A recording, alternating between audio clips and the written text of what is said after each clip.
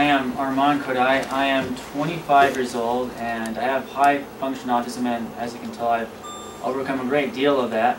I'm going to share with you what the inner process was like, or and still is like in some cases, and also how I mostly overcame where I'm at, how I got to where I was at today.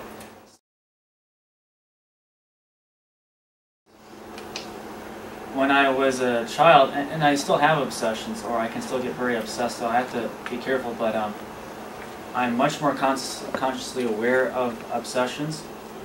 And one of the biggest obsessions I had from when I was a couple of years old to about 10 years old was G.I. Joe. I would just stare and stare at my toys, according to my mom, for 8 hours a day. Literally, I would, with very little movement, just stare at them. And oftentimes, what was going through my mind is that I'd also watch the TV series, like I'd have like the videos, and sometimes I just play the same episode over and over again. You know, and I also watched Return of the Jedi over and over again. I watched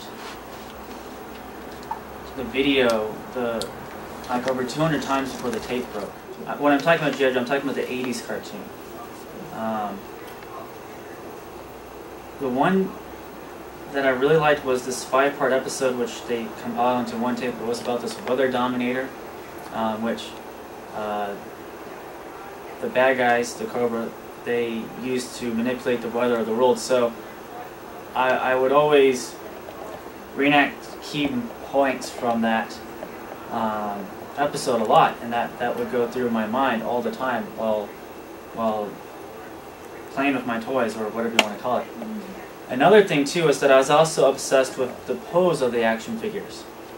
For instance, they have, you know, a packaging, and on the packaging, the toys in the 80s, they were hand drawn, they were like a cartoon, and so they'd be in this pose, but it wasn't the actual toy. So sometimes the pose was near impossible to achieve for the actual action figure, and so I insisted that my mom somehow put the figure into that pose, which was sometimes impossible. I get very upset that the figure could not be in that pose. Or if someone were to move it out of that pose, I get very upset. Or if someone were to move something, I would get very upset, because, you know, like, things are in a certain order. And it's really like the reason why I would get upset is because, you know, when something's moved around, and you know, it's like I know where it is, first of all, and there's a reason for why it is that way. You know, it might not look logical to other people, but to me, it's like, especially like it's like a G.I. Joe toy, or something that was very important to me, would be, it's like an extension of my body. So it's like you're messing with like something that you really shouldn't be messing with. You know, you shouldn't be. It's not just property. It's more than just, you know, one's property. It's like it's a part of you, or it was a part of me. You know, especially my G.I. Joe toys. And so things like that. You know, noises could also make me very upset, especially the sound of markers was excruciating.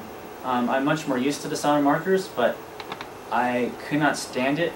And if I had a choice, you know, sometimes the teacher's like, you have to use markers for this one instance. But if I had a choice, I'd not using markers. When other kids were using markers and we had a choice, I did not understand why in the universe they were using markers. And it was very aggravating to put up with. And sometimes I couldn't concentrate at all because I'd hear the markers and I could not color at all because of the sound of the markers. And then there's certain textures. Actually, really only one that really bothers me is wool. I cannot stand the feeling of wool at all. It feels extremely uncomfortable. And so these discomforting things could also trigger behaviors.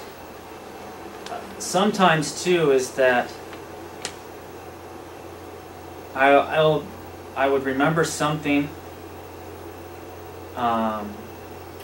you know, while doing something, and then that would trigger me being upset as well.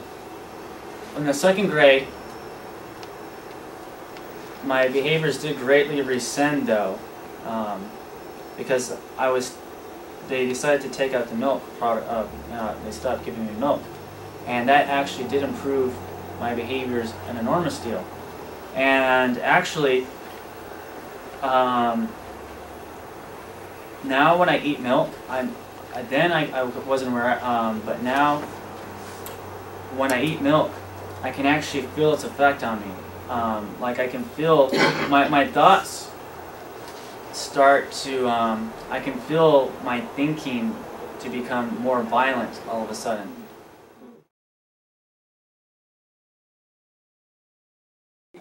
The most common reason that I stim nowadays is because I get very excited. Like if I'm writing or something, and I really like something that I'm writing, it actually makes it very hard for me to move forward with things because I can get excited and then I'll have to stim. And they kind of like, it's a way for me to let out my energy, I think. So stimming helps with that energy. So I'll be flapping my hands with something tactile in it. And sometimes, though, it also relieves stress, or like there's a stressful situation. You know, I'll stim to try to drown it out because it brings back that excitement. But sometimes, though, what happens too is that it sometimes actually exasperates the stressful situation. It makes it even greater in the mind. It intensifies it. The stimming behaviors can intensify, well, it tends to intensify the excitement, and sometimes, you know, it does intensify the negative too, but usually it brings pleasure, but for some reason it teeter-totters when there's something stressful is going on.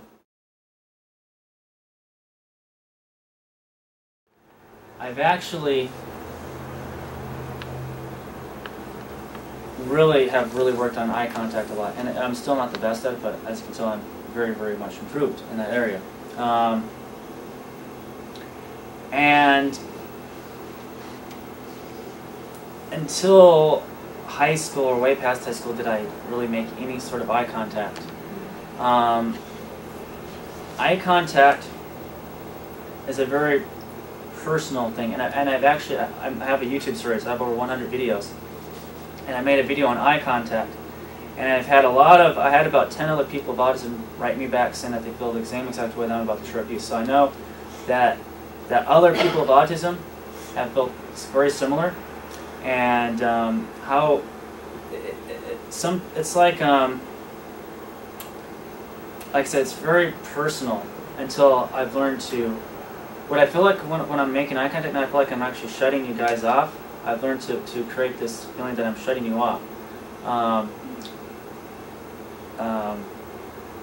You see, it's like, I felt like when like if I was being forced to make eye contact, which there was only like 2 instances in the whole, when I was a little kid through elementary school, where I was forced to do it. And it's like, it feels like you can see everything, the good things, the bad things. It feels like you know everything, and it feels very scary. But the real motivating factor for me to really try to make eye contact was I was, you know, trying to date, and so I met this one girl, and I was on a date, and she said to me, Arman, you know, actually I was on the telephone afterwards, you know, she was mentioning, like, you didn't make any eye contact, you know, and at that time we just pretty much decided to be friends. And she's like, you know, it makes it either look like you're not interested or that you just have no confidence. And she suggested that I buy these glasses that they have in the mall. They sell them with the sunglasses, but they're like, I guess you could call them fake glasses. They're not reading glasses. They're glasses that have a clear lens. They don't enhance the image or anything like that. And so I would wear these glasses, and that really helped because it felt like there was a door blocking That's the... really cool. That's neat. What a neat thing, you know? Yeah. It like protected, made you feel safe. Right, yes, and I actually heard of someone else who was telling me the same thing, that they wore eyeglasses for the same reason, because it felt like a door.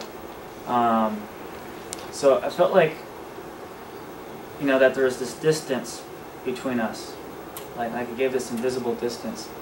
And I do make better eye contact when I'm wearing the glasses, but I'm trying to get over them because I see them as a crutch. So,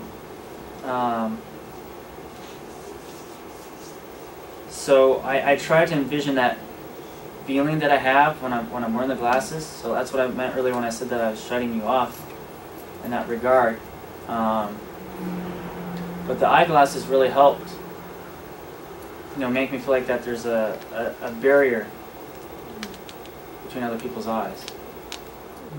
Another technique that I heard to help people with eye contact that I heard has worked, but I have not tried it out because the glasses work for me, was to practice making eye contact with people on TV, because there's another barrier, and they're portrayed as not being, you know, physically there, so that helps. I heard develop eye contact skills.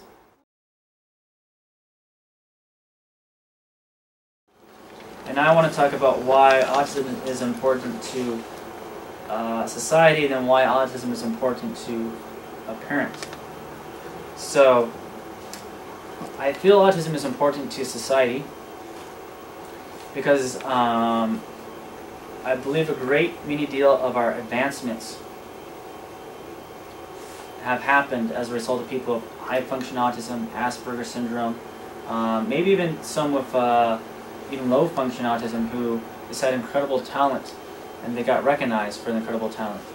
I always believe that Mozart, actually, I'm 99.9% certain that Mozart had some form of autism, because while he was around like 400 years ago or so, he wrote his first piece of music at the age of 2.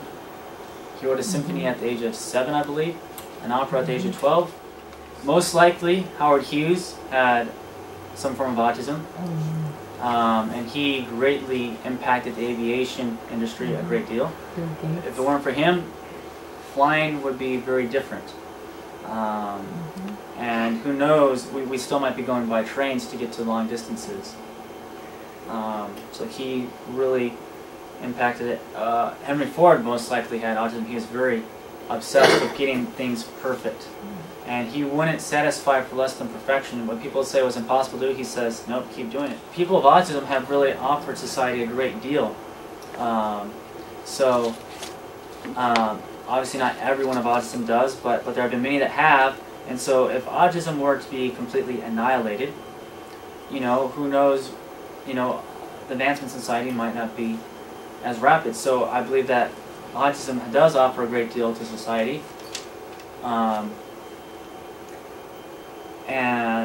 Those are just some examples. And there's probably many subtle ways that people with autism offer to society that aren't even occurring to me. But I'm sure that the impact is very big. And why I believe autism is important for a parent. I believe that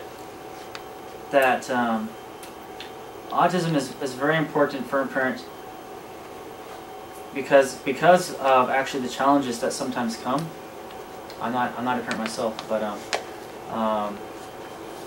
I believe that you can learn how to welcome someone in your life that is totally different than what your expectations were to be. You know, sometimes, you know, we have these expectations, and it teaches us how to see from a different lens. And I believe that people with autism, that they can give us a different way of thinking. You know, if you're a parent, you know, you can learn a great deal from them, and you know, things that you would have never ever thought of. You know, that even having like a child that didn't have autism couldn't offer you, like, there's this different insights and things like that. And I think it could help you develop a tough skin, you know, when they have all those tantrums and you can't get them, or, you know, they're constantly stimming or doing whatever. I believe it teaches patience and many other skills. So I believe as a parent, and I believe that all of these things are good things.